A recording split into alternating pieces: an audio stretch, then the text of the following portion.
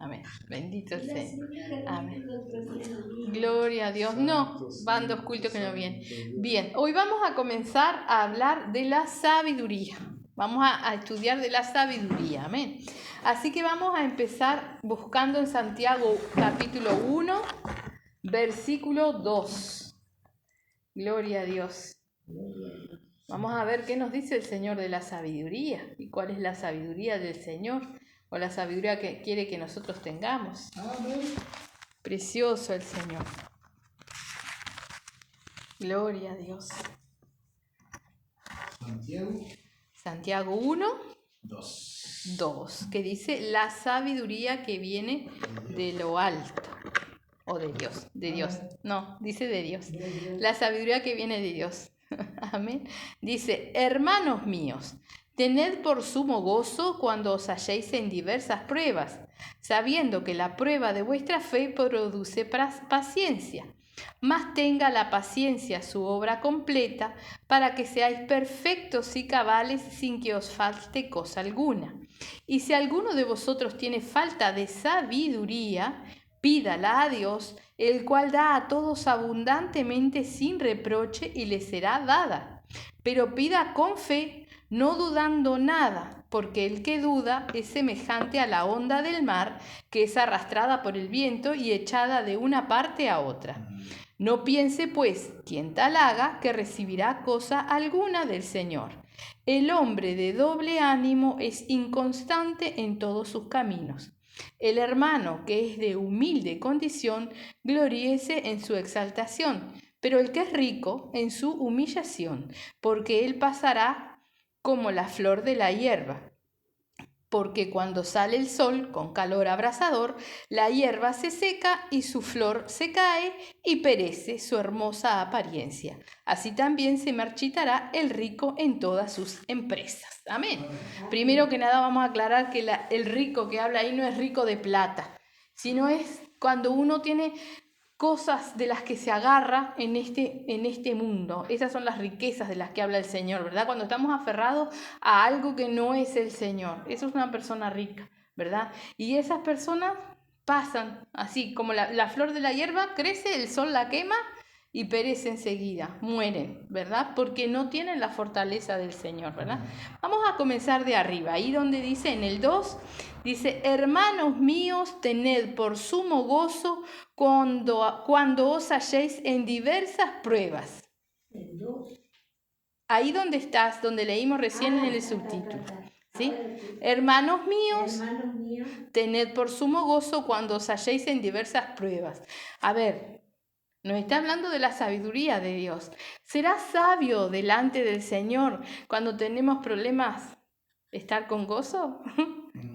Dice por sumo gozo, por un gozo extremo, ¿verdad? Cuando tenemos pruebas, o sea, ¿y qué son las pruebas? Cuando nos pasan los problemas, cuando vienen las cosas a nuestra vida, ¿sí? La sabiduría, el que es sabio, en vez de quejarse o atribularse o caerse o dejar que el diablo haga puré, papilla de nosotros, ¿sí? Se goza en el Señor. ¿Sí? ¿Por qué? Porque su vida está puesta en el Señor y sabe que lo que le viene, el Señor lo sabe, lo ve, ¿verdad? Y Él prueba nuestra fe. Ahora, si vienen las pruebas, y dice diversas pruebas, la vida del cristiano hay muchas pruebas, ¿verdad? Cuando vienen las pruebas, nosotros nos achicopalamos, nos caemos, nos quejamos, nos venimos abajo, no pasamos la prueba y vamos a volver a ser probados.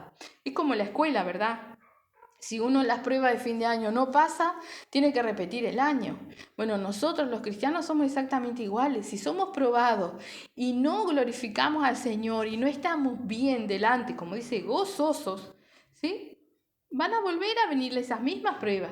Y esas mismas pruebas hasta que nosotros seamos preparados para soportar esas cosas, ¿verdad? Ahora nos conviene ser obedientes a la palabra y recordarnos, ¿no? Hace 2 cultos atrás leíamos que decía, regocijaos en el Señor siempre, siempre. ¿Y qué pasa? Vienen las pruebas y nosotros ya nos olvidamos del Señor, nos centramos en los problemas. Y entonces cuando nosotros nos centramos en el problema, todo nos viene encima. Nos parece mucho más grande el problema de lo que es. Tenemos un problema grande y hacemos a nuestro Dios chiquitito, así lo hacemos a Dios, ¿no? Entonces el Señor nos dice, tened por sumo, un gozo grande cuando estemos en pruebas, ¿sí? Y darle gloria al Señor en todas las cosas y estar gozosos. Y dice en el 3, sabiendo que la prueba de vuestra fe produce paciencia, ¿verdad? Si nosotros aprendemos a soportar las pruebas, las cosas que nos vienen con gozo, eso nos da la paciencia. ¿Qué es esta paciencia? Saber que en algún momento vamos a salir de lo que estábamos, ¿verdad? ¿Qué pasó cuando la otra vez te caíste, Beatriz? ¿Te golpeaste contra la mesa? ¿Sí? Estabas horrible. Cuando dejaste de lamentarte y empezaste a glorificar al Señor, en 2-3 días estabas bien, ¿no? Ahí tenemos victoria en la prueba, cuando tenemos gozo en el Señor, cuando empezamos a glorificar al Señor, a pesar de todas las cosas.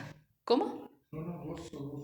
Amén, tenemos el gozo, ¿sí? Como cantamos el corito ese que dice, el gozo que tengo yo, el mundo no me lo dio, y como no me lo dio, no me lo puede quitar. Entonces, no me importa lo que a mí me pase, el gozo que yo tengo que tener es del Señor y tiene que seguir acá. Recordemos que veníamos hablando también de que la paz y el gozo que hay en nuestro corazón es la señal de que el Espíritu Santo está con nosotros, ¿verdad? Y tiene que estar en nosotros.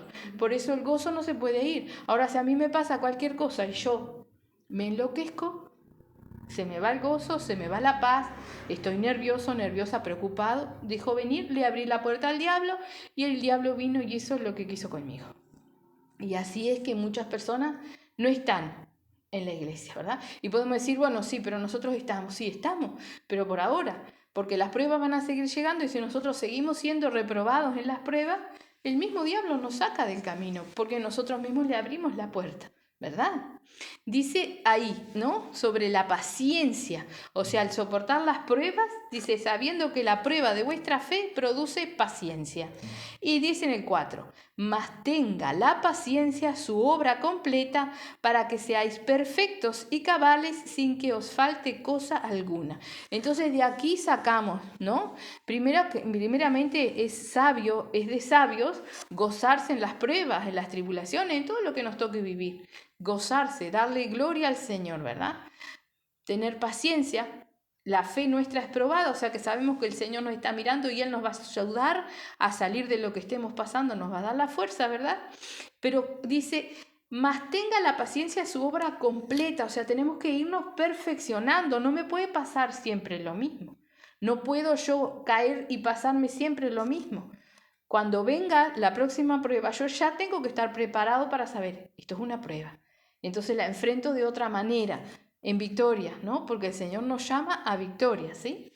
Dice ahí en el 5, dice, y si alguno de vosotros tiene falta de sabiduría, pídala a Dios, el cual da a todos abundantemente y sin reproche, y le será dada, ¿verdad? Vamos a ir ahora después a mirar qué es la sabiduría, ¿verdad? Porque acá nos está diciendo que es sabio, ¿verdad? Alabar al Señor en las pruebas, soportar con paciencia las pruebas para que nuestra fe sea aprobada, sea fortalecida y tenga la obra completa. Ahora dice que si nosotros no tenemos sabiduría, la pidamos a Dios, ¿no? Dice, y si alguno de vosotros tiene falta de sabiduría, o sea, estamos fracasando en las pruebas, pedimos a Dios, dame sabiduría, ¿verdad?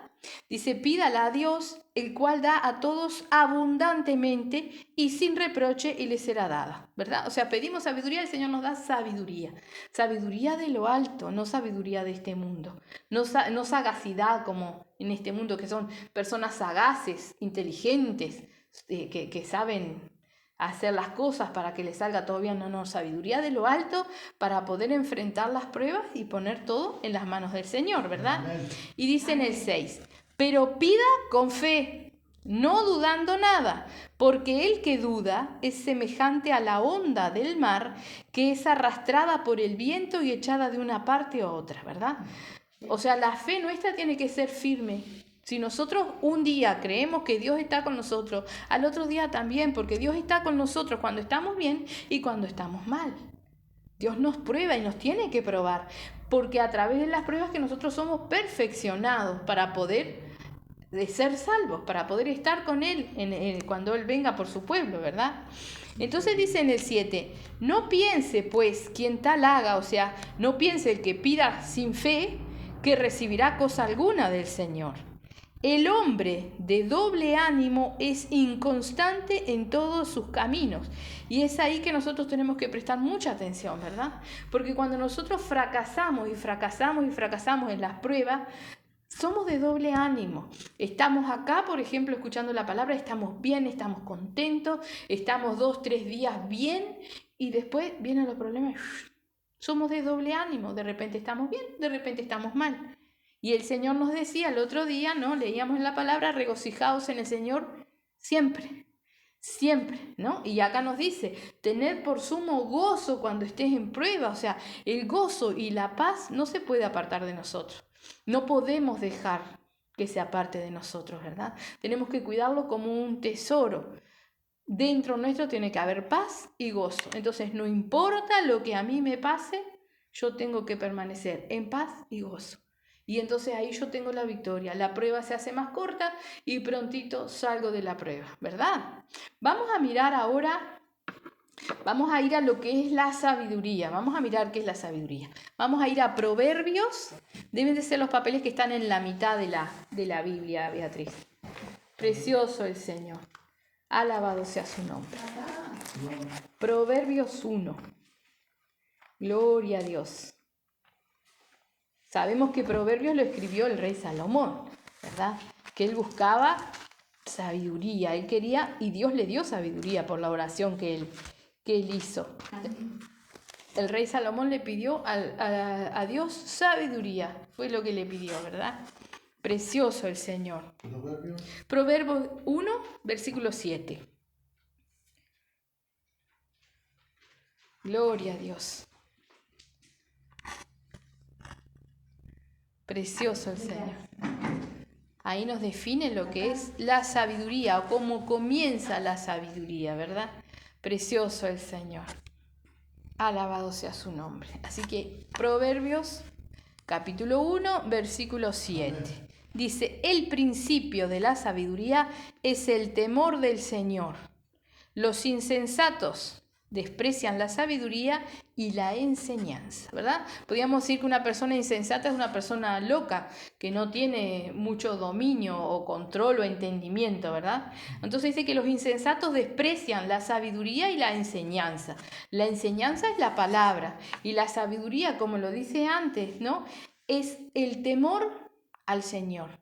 Y el temor no es miedo, ¿no? Yo busqué, por ejemplo, en el diccionario, y temor dice pasión del ánimo que hace huir o rehusar aquello que se considera dañoso o arriesgado o peligroso, ¿no? Entonces, cuando yo tengo, por ejemplo, temor de andar en la calle, ¿sí? No es que tenga terror o miedo de andar en la calle de noche. Yo sé que de noche andan los ladrones, gente violenta, gente con malas intenciones, ¿verdad? Entonces, si yo tengo temor, voy a cuidarme de no salir. Exacto. A menos que sea necesario. Si es necesario, voy. Sé que el Señor me guarda, pero si no es necesario, no voy. Tengo respeto, ¿verdad? A veces dicen, por ejemplo, cuando van a entrar al mar, le dicen, yo le tengo respeto al mar, ¿no? Porque sé lo que el mar me puede hacer, ¿verdad? Bueno, el temor de Dios es ese respeto y conocer a Dios, ¿no? Porque Dios dice que Él no tiene por inocente al culpable, por ejemplo, una de las tantas cosas que dice nuestro Señor. Entonces, si nosotros tenemos pecado, si nosotros, por ejemplo, fallamos en las pruebas una y otra vez porque aflojamos y nos damos cuenta en la palabra y nos vuelve a pasar lo mismo, ¿verdad? No hay temor en nosotros del Señor. No hay ese respeto. No consideramos que lo que el Señor habla es. Tenemos que entender que Dios, el Dios Todopoderoso, con su hablar, con lo que Él dijo, hizo el mundo, nos creó a nosotros. Él dijo y fue hecho, ¿verdad? Entonces todo lo que Él habló y dijo va a suceder. Entonces tenemos que tener, como dice acá, pasión del ánimo que hace huir o rehusar aquello que se considera dañoso, arriesgado o peligroso, ¿sí? Para nosotros, El diablo, los espíritus inmundos, el infierno, ¿sí? Es de donde nosotros tenemos que huir, del infierno. Entonces tenemos que pelear la batalla, tenemos un enemigo derrotado. El Señor nos está diciendo que vamos a estar en pruebas, pero tenemos que estar gozosos en las pruebas porque Él nos da la victoria, ¿verdad? Ahora, nosotros no podemos ser selectivos con las pruebas que vengan a nosotros. ¿Quién sino Dios sabe cómo moldearnos a nosotros? O sea, yo no le puedo decir al Señor, no, mira, no me pruebes de esta manera, ni me pongas esto, ni me hagas aquello. El Señor sabe. Él sabe hasta dónde nosotros podemos soportar, porque dice la palabra que no nos vendrá una tentación que no podamos soportar. No va a venir algo a nuestras vidas para que nosotros erremos y caigamos y nos vayamos de la presencia del Señor. No hay excusa, ¿sí? Porque Él nos socorre, Él sabe hasta dónde nosotros podemos resistir. Entonces no hay excusa cuando decimos, solo yo sé, o solo Dios sabe lo que yo estoy pasando. Sí, cierto, solo Dios, pero Dios sabe que tú puedes, si te tomas de Él. Ahora, cuando nosotros miramos el problema y dejamos a Dios de lado, hacemos el problema grande, como decíamos hace un ratito, y a Dios chiquitito. Le sacamos todo poder. Y entonces ahí tenemos esas riquezas que dice el Señor, que decía al principio. ¿Cuáles son nuestras riquezas? El miedo, el enojo, la ira, porque estamos agarrados de eso. Nos tomamos y nos asustamos con el problema y nos olvidamos que tenemos un Dios todopoderoso, ¿sí? Entonces, en nosotros no hay temor de Dios, no hay respeto al Señor. ¿Cómo puedo yo hacer a un Dios todopoderoso chiquito como una virome? ¿No? O como cualquier otra cosa, o más pequeño todavía, porque hacemos nuestros problemas enormes y no sabemos para dónde agarrar y no sabemos cómo solucionarlo y no sabemos, en vez de estar en gozo, poner las manos al Señor, orar y pedirle que nos guíe, que nos abra los caminos, que nos enseñe a salir de eso. Eso es lo que el Señor quiere, ¿verdad? Vamos a ir a Eclesiastes, que está un poquito más para el otro lado, el otro papelito que tú tienes ahí. A Eclesiastes 12. Eclesiastés también fue escrito por Salomón. Salomón dedicó toda su vida, ¿sí?, a buscar al final los versículos 13 y 14. El libro de Eclesiastés, ¿sí?, es un libro escrito también por el rey Salomón, en el cual él investigó, ¿no? Y lo que nos dice ahora, ¿sí?, si nos fijamos allí arriba, dice resumen del deber del hombre, ¿no? Lo que nos dice aquí en estos dos versículos que vamos a leer es la conclusión a la que él llegó después de haber averiguado, estudiado, mirado, observado todas las cosas, ¿verdad? Tratando de adquirir sabiduría. Vimos ahí en Proverbios que la sabiduría es el temor al Señor, ¿verdad? Porque cuando tenemos temor al Señor, realmente podemos estar, como leíamos en Santiago, gozosos en las pruebas, en las luchas, sabiendo que vamos edificándonos. Amén. ¿Tenemos? Gloria a Dios. Eclesiastés, capítulo 12, versículo 13. Dice, el 13, tú tienes que... 13. Dice, el fin de todo el discurso oído es este: teme a Dios y guarda sus mandamientos, porque esto es el todo del hombre. Porque Dios traerá toda obra a juicio juntamente con toda cosa encubierta, sea buena o sea mala. Esa es la sabiduría. Temer al Señor y recordarnos siempre de esto. Dios traerá toda obra a juicio juntamente con toda cosa encubierta, sea buena o sea mala, ¿sí? Encubierta, para Dios no hay nada, ¿verdad? Entonces, ¿qué podremos esconder del Señor? Nos conviene ser sinceros con el Señor y decirle, mira, Señor, me pongo nervioso o nerviosa. Mira, Señor, me cargo. Mira, Señor, no puedo con esto.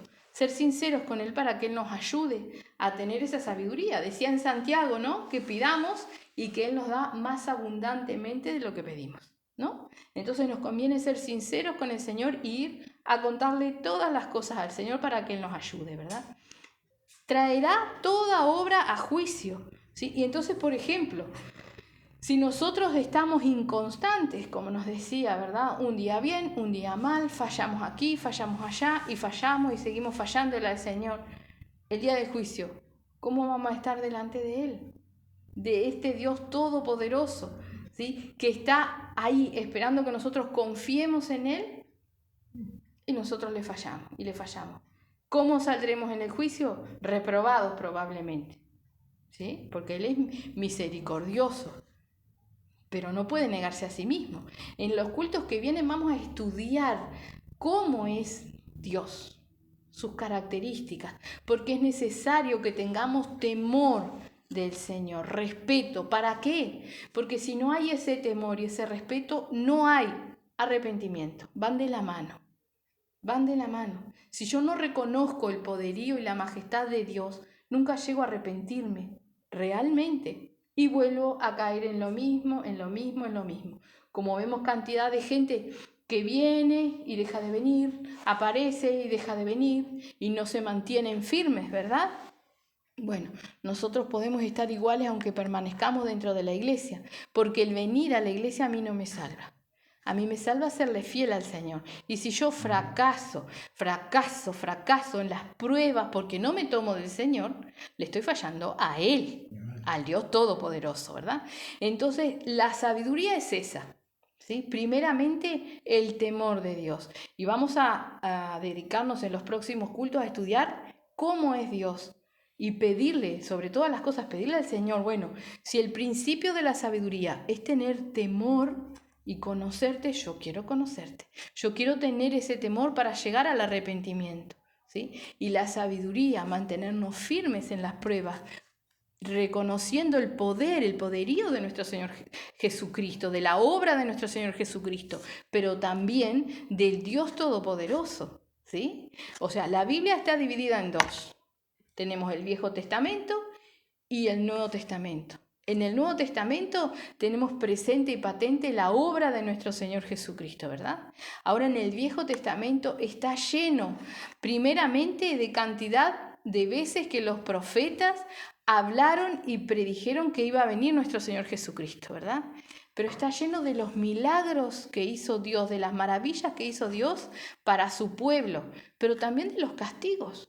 Porque Dios decía y hacía, ¿verdad? Entonces tenemos que aprender a conocer este Dios precioso que tenemos, ¿sí? Lo cual nos da muchas garantías, dice la palabra, y después lo vamos a ver el culto que viene, que aquel que le teme al Señor está cerca de la salvación, porque el temor le lleva al arrepentimiento, el temor le lleva a tener fe y confianza en el Señor y a esperar en el Señor.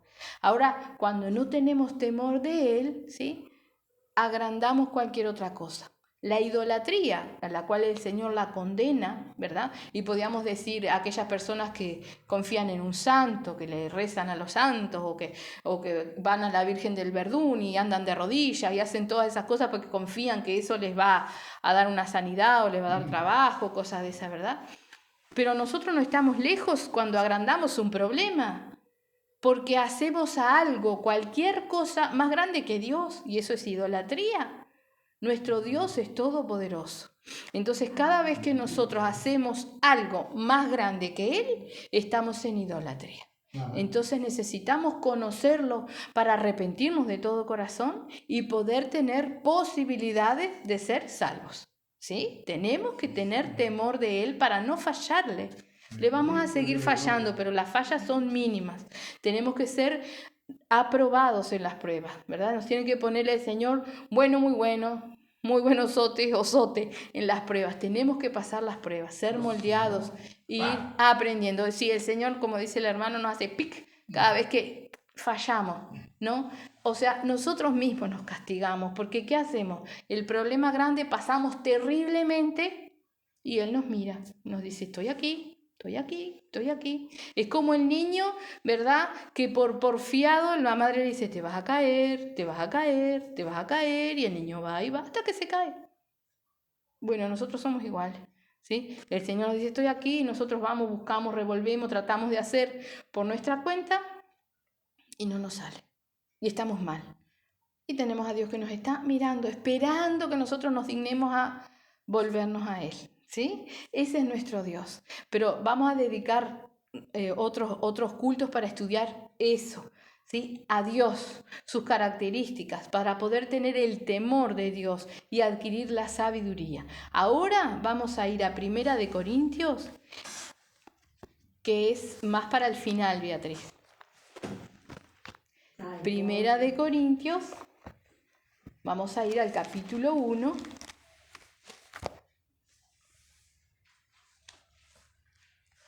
Precioso el Señor. Y vamos a arrancar desde el versículo 18. Alabado sea su nombre. Hoy estamos hablando de la sabiduría. Y la sabiduría, el principio de esa sabiduría, como leíamos ahí en Proverbios, es el temor del Señor. Es sabio tener temor, respeto del Señor. 1:18. Dice en el subtítulo, Cristo, poder y sabiduría de Dios.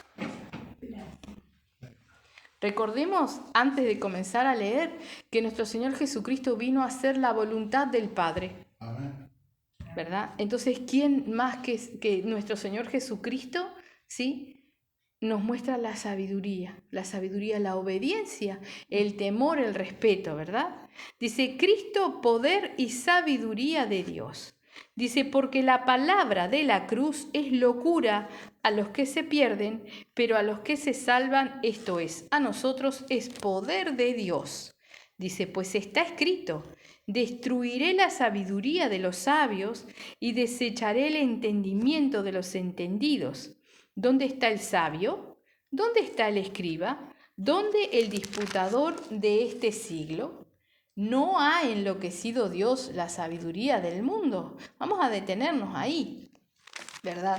Como dice al principio, dice, la palabra de la cruz es locura para los que se pierden, pero a los que se salvan, esto es, a nosotros es poder de Dios.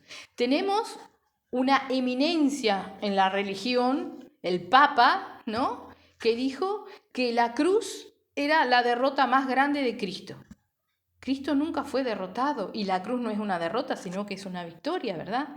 Pero ahí dice, es locura a los que se pierden. Porque razonando nosotros, ¿verdad?, cualquier mente sin conocimiento de la palabra de Dios, el ser crucificado no es una victoria. Pero no conocen lo que hizo nuestro Señor Jesucristo. Por eso dice, la palabra de la cruz es locura a los que se pierden, pero a los que se salvan, esto es, a nosotros, es poder de Dios. Dice, pues está escrito, destruiré la sabiduría de los sabios y desecharé el entendimiento de los entendidos. ¿Dónde está el sabio? ¿Dónde está el escriba? ¿Dónde está el disputador de este siglo? ¿No ha enloquecido Dios la sabiduría del mundo? Porque son sabios, estudian, pero no pueden explicar las maravillas del Señor, ¿no? Dado está, por ejemplo, ¿hay algún hombre que haya podido realmente explicar cómo surgió la tierra? No, hay teorías que han inventado, pero una teoría es algo que se supone pero no está probado, ¿verdad? La teoría de la evolución del hombre, por ejemplo, la teoría de la creación del mundo, ¿no? Son teorías, pero no hay un hombre que pueda explicar lo que Dios hizo porque lo hizo Él. Y estas personas que se creen sabios en el mundo no creen en Dios. Entonces, como dice ahí, ¿no ha enloquecido Dios la sabiduría del mundo? Claro que sí. Se creen sabios, ¿no? Y la palabra de Dios nos dice, no seas sabio en tu propia opinión. La sabiduría realmente es esta que estamos aprendiendo. ¿Sí? Conocer a Dios, tener temor de Él, ser obedientes, eso es sabio. Mantenernos en gozo en las pruebas, en las luchas, eso es sabio. ¿Sí? Entonces toda la sabiduría está enseñada en la palabra del Señor, ¿verdad?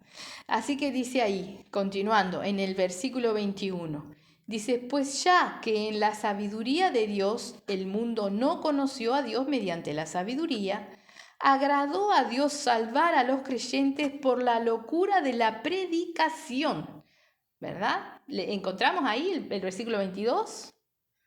No, acá está ahí.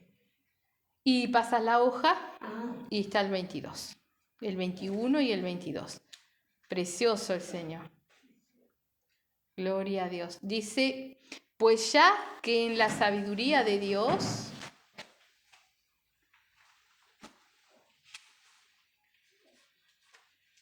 Gloria a Dios. Debe estar pegadita a la hoja. Sí.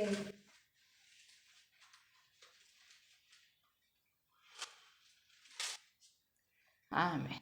Amén. Gracias. Ahí en el 21 dice, pues ya que en la sabiduría de Dios el mundo no conoció a Dios mediante la sabiduría, agradó a Dios salvar a los creyentes por la locura de la predicación.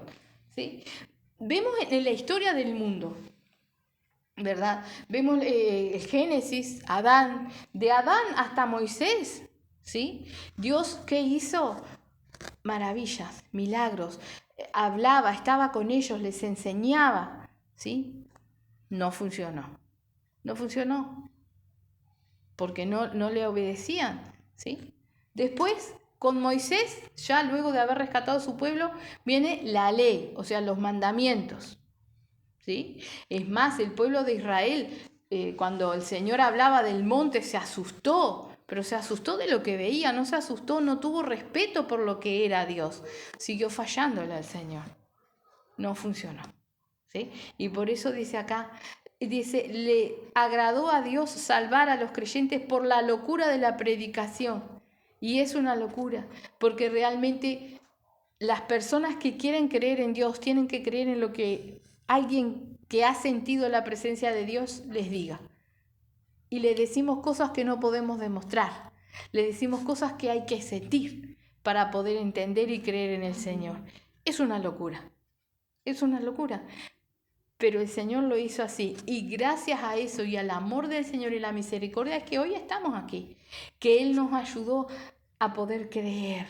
Él nos dio la fe, ¿sí? Para poder creer, para saber que tenía que haber algo más. Que no podía ser este mundo así y nuestra vida un desastre. Tenía que haber una salida, tenía que haber algo más. Y esa es la locura de la predicación, ¿sí? Tenemos que creer en la palabra, creer en aquellos que predican la palabra, lo que nos habla de la palabra, ¿verdad? Y vivirla nosotros. Y esa es la locura de la predicación. No hay algo que nosotros podamos demostrar. Sí podemos dar testimonio, pero a Cristo hay que sentirlo. Con Cristo hay que hablar, a Dios hay que conocerlo, ¿verdad? Eso es personal, ¿sí? Entonces no hay esas maravillas y señales que hizo el Señor. Eso quedó escrito, está en la palabra, ¿verdad? Todos conocemos Noé, Moisés, los milagros que hizo el Señor, cómo le dio pan del cielo a su pueblo de Israel, le dio carne, lo sustentó, iba con él, iba en una nube, los guardaba del calor, los iluminaba en la noche. Muchas cosas que hizo Dios, ¿verdad? Pero las sabemos por el relato, por lo que ha quedado, no lo vivimos, ¿verdad? Esa es la locura de la predicación. Y dice en el 22, porque los judíos piden señales y los griegos buscan sabiduría. Pero nosotros predicamos a Cristo crucificado, para los judíos ciertamente tropezadero, y para los gentiles locura. Mas para los llamados, así judíos como griegos, Cristo poder de Dios y sabiduría de Dios. Porque lo insensato de Dios es más sabio que los hombres, y lo débil de Dios es más fuerte que los hombres. Pues mirad, hermanos, vuestra vocación, que no sois muchos sabios según la carne, ni muchos poderosos, ni muchos nobles, sino que lo necio del mundo escogió Dios para avergonzar a los sabios, y lo débil del mundo escogió Dios para avergonzar a los fuertes, ¿verdad? Podemos decir, o sea, nos miramos nosotros, ¿no? Sabiduría en el mundo, no.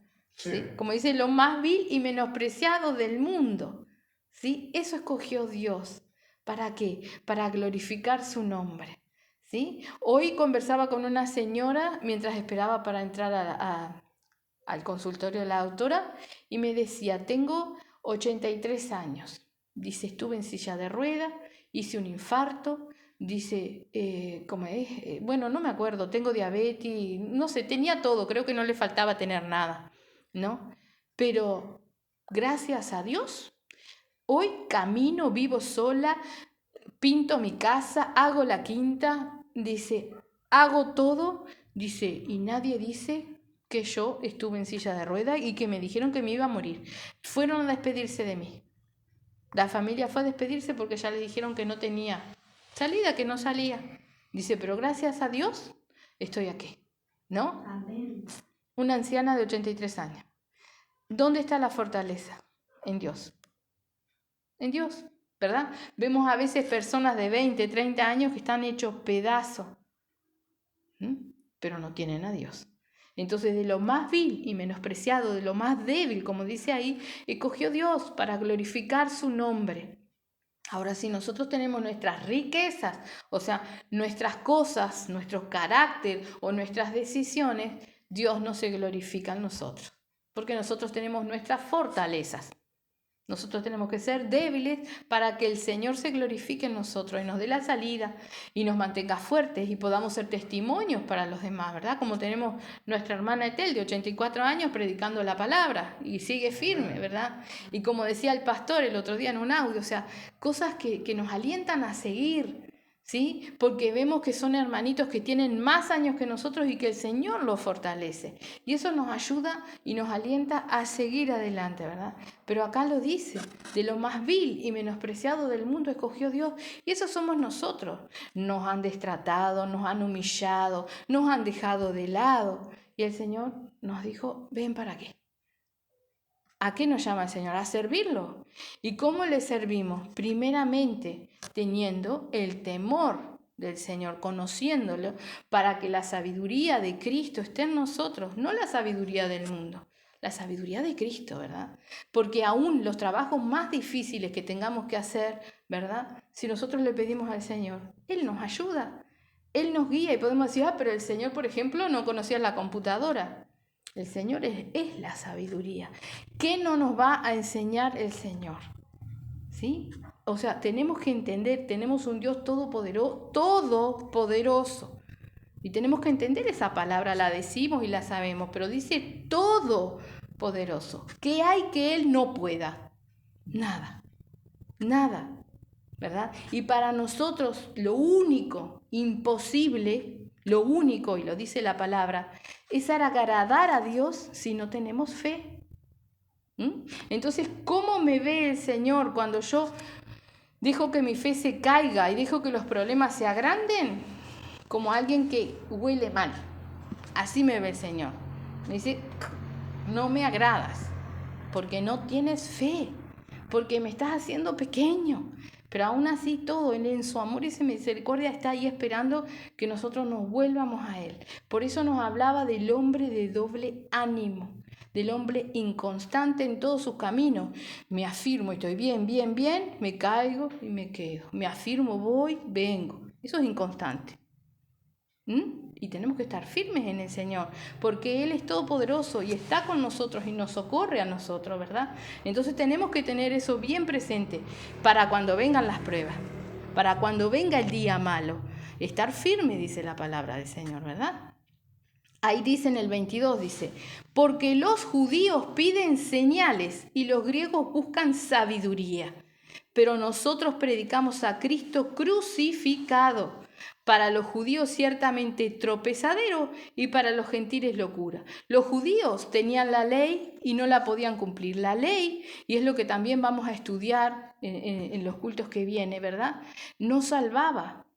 Y dice, haciendo estas cosas viviréis. O sea, tenían una cantidad de cosas que tenían que cumplir para poder estar bien delante del Señor. Cosas que era imposible cumplir todas las cosas, ¿verdad? Entonces, cuando ellos escuchan de Cristo y de la gracia de nuestro Señor Jesucristo, muchos no entienden. Por eso dice, para los judíos es un tropezadero, porque no lo entienden. Hay muchos que sí, y lo dice más adelante, ¿verdad? Así que en el 22 dice, porque los judíos piden señales y los griegos buscan sabiduría, pero nosotros predicamos a Cristo crucificado. Para los judíos ciertamente tropezadero y para los gentiles locura. Mas para los llamados, ¿sí? Llamados. ¿Quiénes son los llamados? Aquellos que hacen la voluntad del Señor, aquellos que creen, aquellos que se mantienen firmes. Esos son los llamados, ¿sí? Así judíos como griegos, Cristo, poder de Dios y sabiduría de Dios. porque lo insensato de Dios es más sabio que los hombres, y lo débil de Dios es más fuerte que los hombres. Pues mirad, hermanos, vuestra vocación, que no sois muchos sabios según la carne, ni muchos poderosos, ni muchos nobles, ¿no? ¿Verdad? No somos ni sabios, ni poderosos, ni nobles. No somos nada de eso. Dice, sino, dice en el 27, que lo necio del mundo escogió Dios para avergonzar a los sabios, y lo débil del mundo escogió Dios para avergonzar a lo fuerte, ¿verdad? Tenemos el ejemplo, David, ¿no? Era el menor de todos los hermanos, era pequeño, ¿sí? No era un hombre robusto, era pequeño, delgado, de buen parecer, pues a él escogió Dios. Y el pequeño, el más chico, el que no sabía nada, el que solo cuidaba las ovejas, venció al gigante. Los otros hermanos que eran guerreros, no pudieron, no tuvieron el valor. ¿Por qué? Porque David fue en el nombre de Jehová de los ejércitos, le dijo, del Señor de los ejércitos, en el nombre del Dios Todopoderoso, del Dios de Israel. En ese nombre fue y venció, no con sus fuerzas, sino con las de Dios, ¿verdad? Entonces, de los más débiles, escoge Dios para glorificarse. Entonces, ¿nosotros qué tenemos que ser? Débiles. ¿Para con el mundo? No, débiles delante del Señor.